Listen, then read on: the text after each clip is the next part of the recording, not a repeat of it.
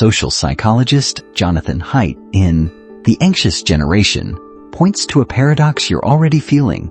You know this. The external world has never been more physically safe. Your internal world is still in a kind of crisis. The diagnosis is as simple as it is brutal. We have traded broken bones for broken spirits. In this analysis, I'm going to walk you through why that happened. We'll unpack how the systematic removal of beneficial friction from everyday life has quietly weakened the modern mind. And this isn't some abstract philosophical complaint. It's a measurable statistical reality. And in a moment, we'll look at two charts that demonstrate it with painful clarity. Let's slow down, and honestly, if you look at the evidence. First, consider the physical world you move through. According to FBI data, since the early 1990s, violent crime has plummeted by nearly 50%. By almost every metric, the world you inhabit is substantially safer than the one your parents knew. That's chart 1 in your mind, a line sliding steadily downward, a world with fewer external threats. Now, chart 2. This one represents the internal world.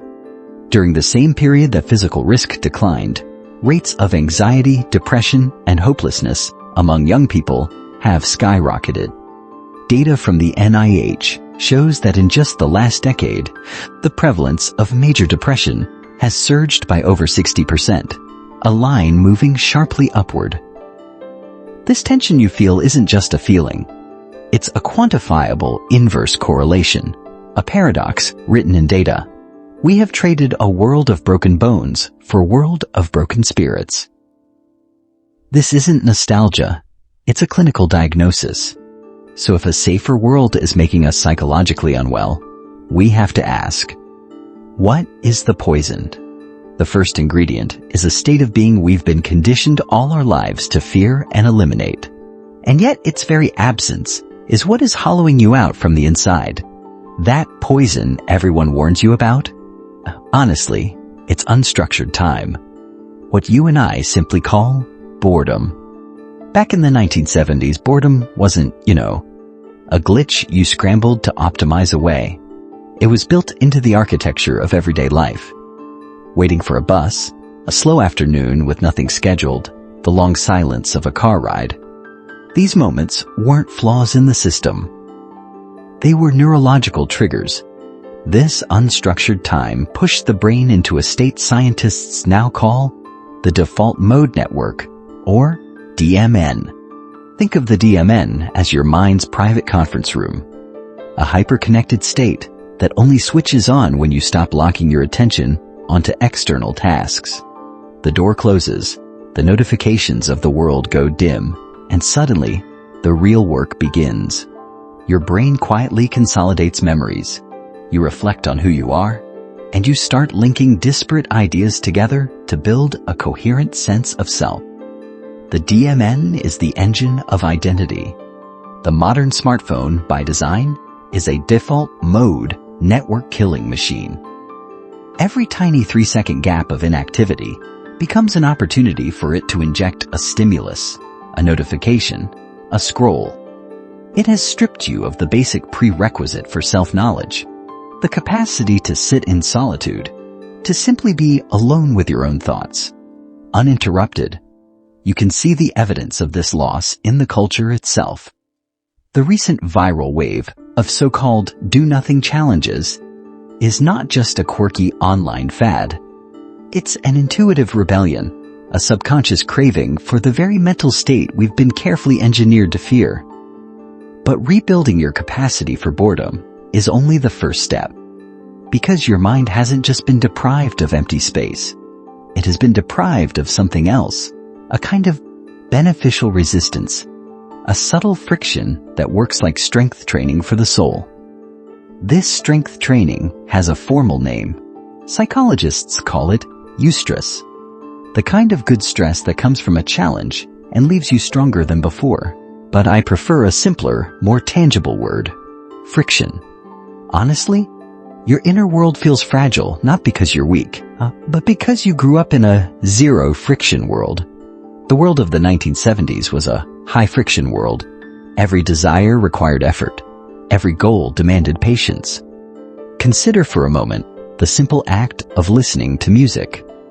Back then, music wasn't an infinite weightless cloud in your pocket. It was a physical object. A vinyl record. You had to earn the $6 or $7 to buy it. You had to travel to a record store, flip through the bins, and make a conscious choice. That choice had weight. It lived in your memory and wallet. Then you brought it home, and the ritual began. You'd slide the heavy black disc from its cardboard sleeve, the air crackling with static electricity. You'd place it carefully on the turntable, lower the needle with a surgeon's precision, and then you would commit. You would sit, you would listen, for 40 uninterrupted minutes. When was the last time you let anything hold your attention like that? This entire process was a cognitive workout, an exercise in patience, in focus, in delayed gratification. Every step, from earning the money to cleaning the disc, built a kind of psychological muscle in your subconscious. Now, compare that to today. You have 30 million songs available, instantly. Access is frictionless. You skip, you shuffle, you discard an artist forever. If a song doesn't capture your dopamine system within 3 seconds, the experience is weightless, and it builds nothing.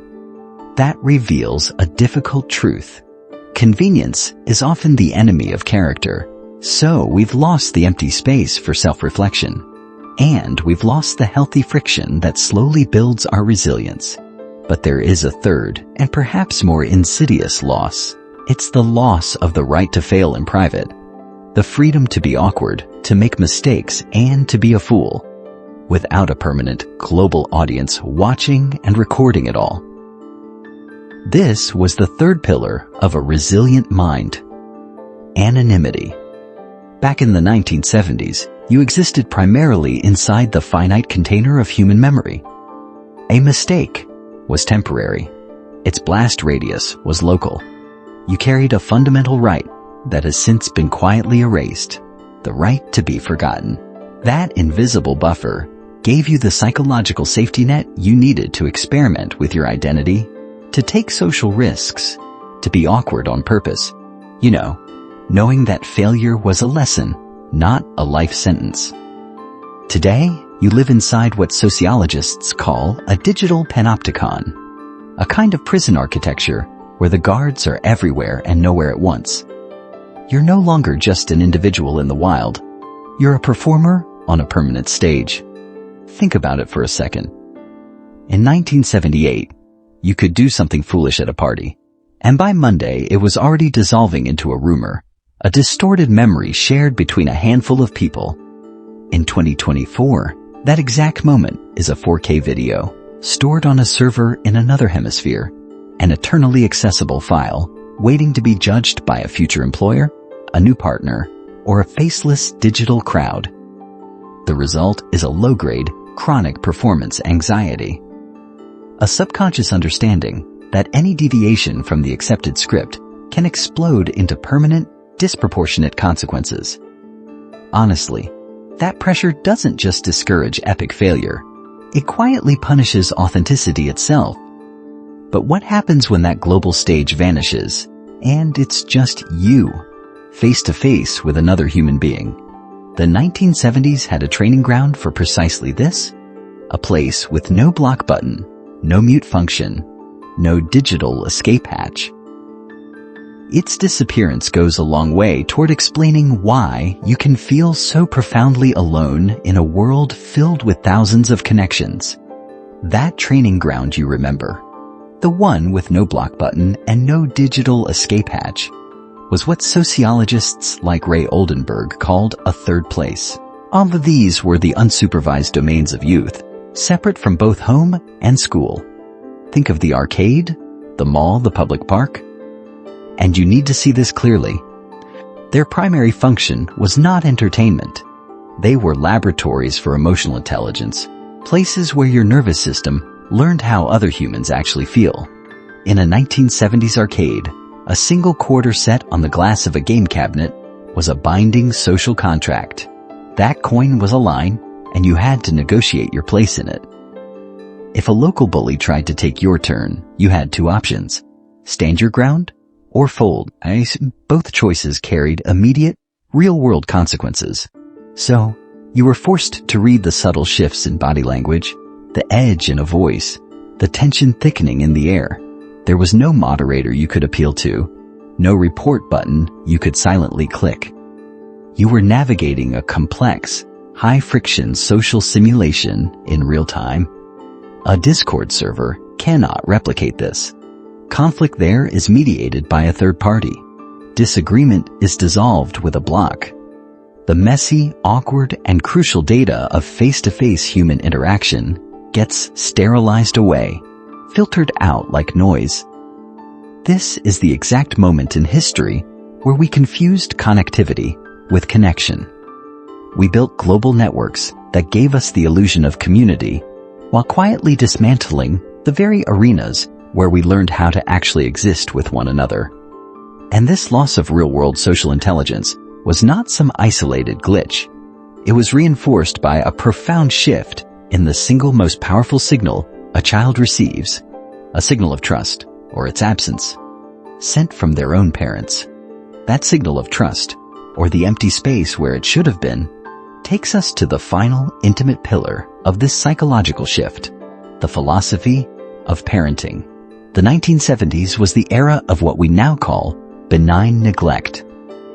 It was epitomized by the latchkey kid, the child who came home to an empty house, made a snack, did their homework, and filled the hours alone until a parent returned from work. This was not abandonment, you know.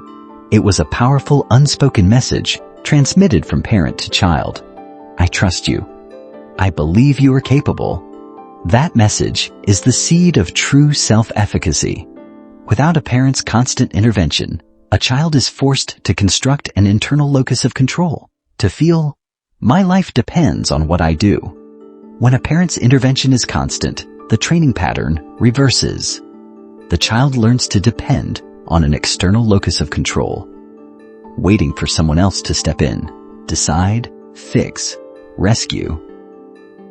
This is what the scholar Nassim Taleb calls antifragility, the quality of systems that grow stronger from stress and disorder. The 1970s childhood was an anti-fragility training camp. Honestly, modern research backs this up. Studies consistently link overprotective helicopter parenting directly to higher rates of anxiety, depression, and lower self-efficacy in young adults. Why? Because the message, despite the love behind it, is the polar opposite. It communicates, you are fragile, the world is too dangerous for you. You cannot handle it without me. We traded scraped knees for a crippled sense of competence. So, honestly, you end up with one generation raised on a diet of boredom, friction, and benign neglect, pitted against another raised on a diet of stimulation, convenience, and surveillance. The result is two fundamentally different kinds of human beings. And understanding which one you are is the key to understanding everything that follows. Broadly speaking, there are two kinds of human beings in this modern world: the anchored self and the performative self. The first is the anchored self, born in an environment of boredom, friction, and benign neglect. Its psychological architecture is forged in solitude and self-reliance. Worth comes from within. There is a center of gravity deep in the subconscious that does not lean on an audience. For the anchored self, being unseen doesn't equal being worthless. It usually just means being at peace, quietly.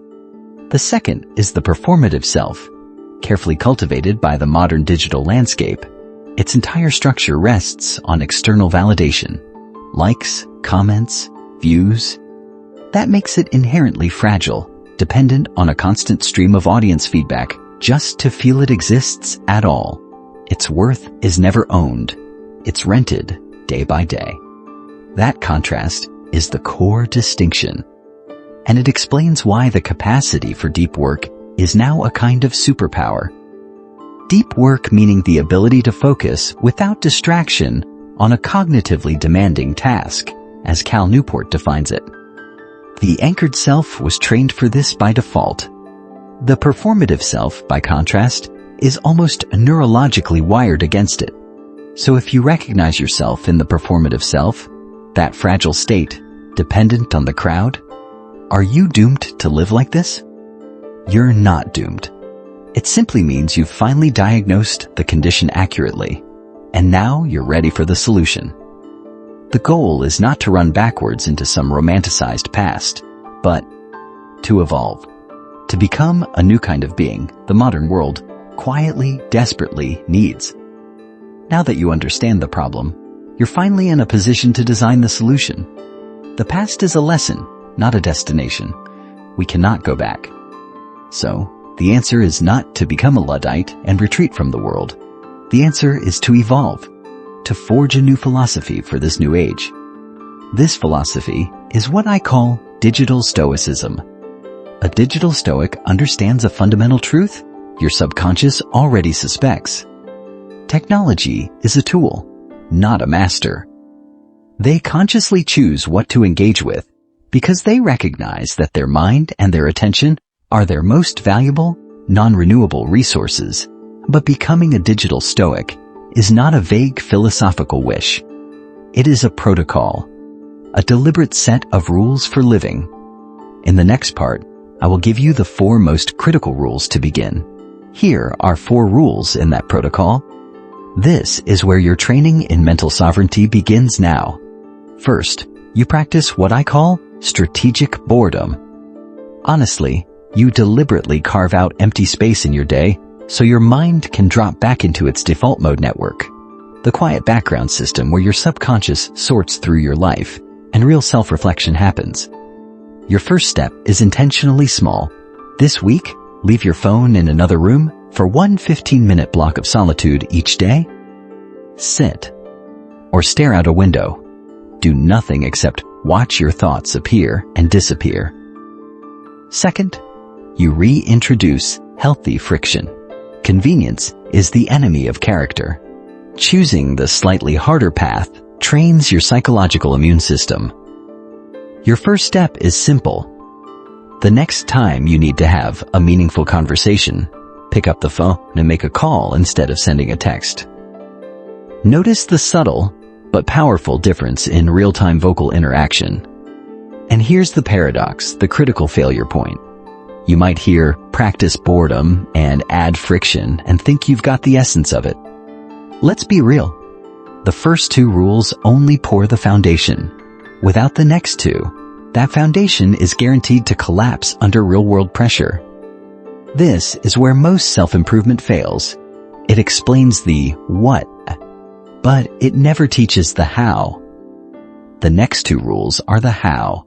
Third, you must embrace managed risk and the right to private failure. You build resilience not by avoiding failure, but by surviving it on a small scale. So your first step this week is precise. Find one small solvable problem that you would normally fix for someone else or for yourself, and consciously do not intervene immediately. Let the struggle happen. Observe it. Trust in the capacity to figure it out. And fourth, you prioritize embodied interaction. We have confused constant connectivity with actual connection. You must reclaim physical presence.